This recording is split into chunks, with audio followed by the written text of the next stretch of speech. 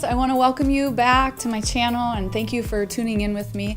As you guys know, I'm an optimizer and I absolutely love fixing hair.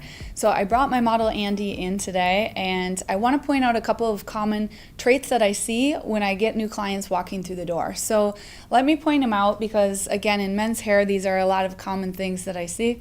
Number one is that there's a perimeter through the back. This is really common. It looks to me like they came in, they cut the haircut, and then they went back in and cut a perimeter through this bottom area. What that does is it creates weight.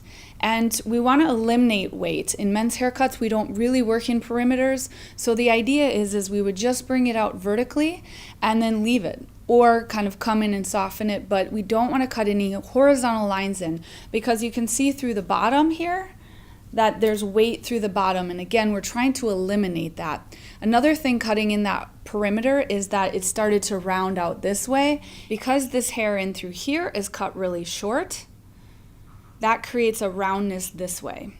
It also creates a roundness through the bottom because of the perimeter. In through here is a little bit flatter, which tends to be a little more masculine, which is what we're aiming for. In men's hair cutting, we want to work more on angles than we do on the roundness of the head.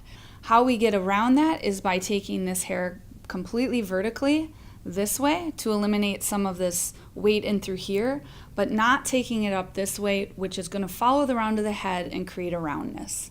In men's hair, we typically want to work on the interior of the shape, leaving the perimeter towards the end and really not touching too much of it. If the interior shape is correct, we usually don't have to touch the perimeter too much. The length that I'm going to go is I'm not going to see any skin. I'm going to use my shear first. I'm going to come back in and use my clipper.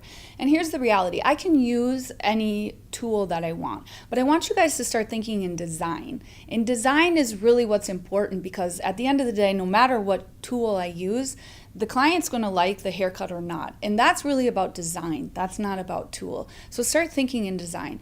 And whether you're a cosmetologist or a barber, the transition area is usually the toughest spot for both people, that transition area. So watch my transition area because that becomes really important into play. It also becomes really important in masculine shapes to keep it really, I hate to say square, but angular. Okay? So if you have any questions, just write them down in the comment box and I'll try and answer them for you.